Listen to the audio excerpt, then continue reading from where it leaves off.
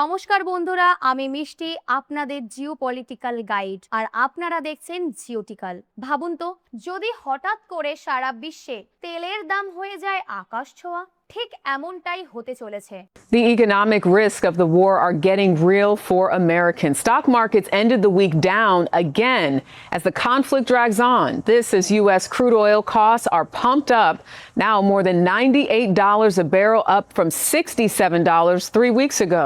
America আর ইরানের মধ্যে ইসলামাবাদে হওয়া হাই প্রোফাইল শান্তি আলোচনা সম্পূর্ণ ব্যর্থ হয়েছে। আর এর পরেই ইরান একেবারে ফুল ওয়ার মুডে চলে গেছে। ইরানের আইআরজিসি সোজাসুজি হুমকি দিয়েছে যে তারা আমেরিকার যুদ্ধ জাহাজ ধ্বংস করে দেবে। আজকের এই ডিপ অ্যানালিসিস ভিডিওতে আমরা জানবো কেন এই আলোচনা ভেস্তে গেল, আমেরিকার ফাইনাল অফার কি ছিল, আর সব থেকে বড় কথা, এর ফলে ভারতের অর্থনীতিতে কি ভয়ঙ্কর প্রভাব পড়তে চলেছে।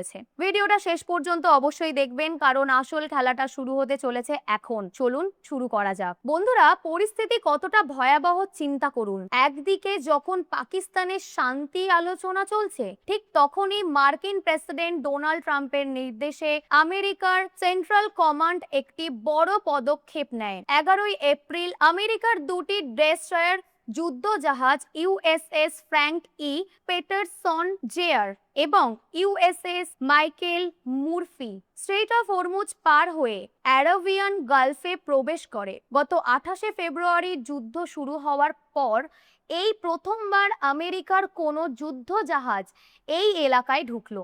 আমেরিকার অ্যাডমিরাল ব্র্যাড কুপার একে একটি টার্নিং পয়েন্ট বলে উল্লেখ করেছেন। আমেরিকার দাবি, ইরান সেখানে যে মাইল বিছিয়ে রেখেছিল সেগুলো পরিষ্কার করে বাণিজ্যিক জাহাজের জন্য রাস্তা সুরক্ষিত করতেই তাদের এই মিশন। কিন্তু ইরানের ইসলামিক রেভলিউশনারি গার্ড কর্পস বা আইআরজিসি চরম ক্ষোভ প্রকাশ করেছে।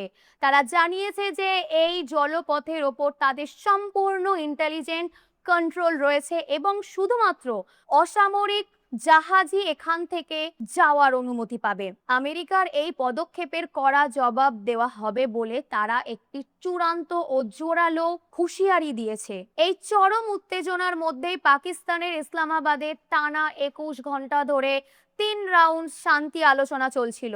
আমেরিকার প্রতিনিধি দলের নেতৃত্বে ছিলেন ভাইস প্রেসিডেন্ট জেডি ভান্স এবং ইরানের নেতৃত্বে ছিলেন তাদের পার্লামেন্টের স্পিকার মোহাম্মদ রাঘের কালিবাফ। পাকিস্তান এই আলোচনার মধ্যস্থতা করলেও আলোচনা কোনো চুক্তিতে পৌঁছতে পারেনি। ইরানের বিদেশ মন্ত্রকের মুখপাত্র ইসমাইল বাকাই স্পষ্ট ভাষায় আমেরিকাকে অতিরিক্ত এবং বেআইনি দাবি থেকে সরে আসতে বলেছেন। তিনি আমেরিকার ওপর অতীত প্রতিশ্রুতি ভঙ্গের অভিযোগ আনেন এবং ইসরায়েলের বিরুদ্ধে জঘন্য অপরাধের অভিযোগ তুলে গভীর আত্মবিশ্বাসের কথা জানায়।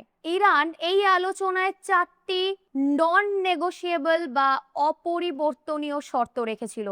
নাম্বার 1, স্ট্রেট অফ হরমুজের সম্পূর্ণ নিয়ন্ত্রণ।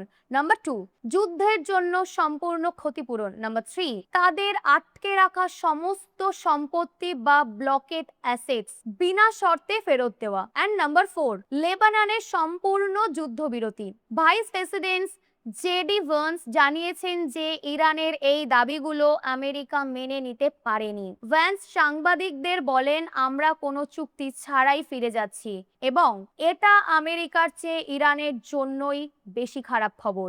আপনারা নিশ্চয়ই ভাবছেন আমেরিকা ঠিক কি চাইছিল। জেডি ভান্স পরিষ্কার করে বলেছেন যে আমেরিকারও কিছু রেড লাইন আছে। আমেরিকার প্রধান শর্ত হলো ইরানকে একটা দীর্ঘমেয়াদী এবং পাকাপোক্ত প্রতিশ্রুতি দিতে হবে যে তারা কোনোভাবেই পারমাণবিক অস্ত্র তৈরি করবে না বা সেই সংক্রান্ত কোনো প্রযুক্তি ব্যবহার করবে না। যদিও প্রেসিডেন্ট ট্রাম্পের কথায় ইরানের ইউরেনিয়াম সমৃদ্ধকরণ কেন্দ্রগুলো আগেই ধ্বংস করে দেওয়া হয়েছে, কিন্তু আমেরিকা ভবিষ্যতের জন্য নিশ্চিত হতে চায়।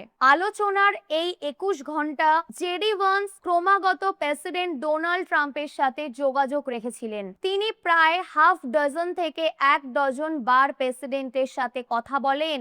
আমেরিকা তাদের চূড়ান্ত প্রস্তাব বা ফাইনাল অ্যান্ড বেস্ট অফার টেবিলে রেখে এসেছে। এখন দেখার বিষয় ইরান সেটা মেনে নেয় কিনা। যদি না নেয় তবে সংঘাত নিশ্চিত। এবার আসি আমাদের জন্য সবচেয়ে গুরুত্বপূর্ণ পয়েন্টে, ভারতের ওপর এই জিওপলিটিক্যাল উত্তেজনার প্রভাব কি? বন্ধুরা, স্ট্রেইট অফ হরমুজ হলো বিশ্বের সবচেয়ে গুরুত্বপূর্ণ তেল পরিবহনের রাস্তা, যেখান দিয়ে বিশ্বের প্রায় 20% তেল ও গ্যাস রপ্তানি হয়। এর আগে 28শে ফেব্রুয়ারি আমেরিকা ও ইসরায়েলের হামলার পর ইরান এই পথ কার্যত বন্ধ করে দিয়েছিল, যার ফলে বিশ্বজুড়ে জ্বালানির দাম হু হু করে বেড়ে যায়। ভারত তার জ্বালানির চাহিদার জন্য বিপুলভাবে আমদানির ওপর নির্ভরশীল। যদি স্ট্রেইট অফ হরমুজে আমেরিকান যুদ্ধজাহাজ এবং ইরানের আইআরজিসির মধ্যে সরাসরি যুদ্ধ শুরু হয়, তবে গ্লোবাল ফুয়েল মার্কেট বা বিশ্ববাজারে তেলের দাম আবার আকাশ ছোঁয়া হবে,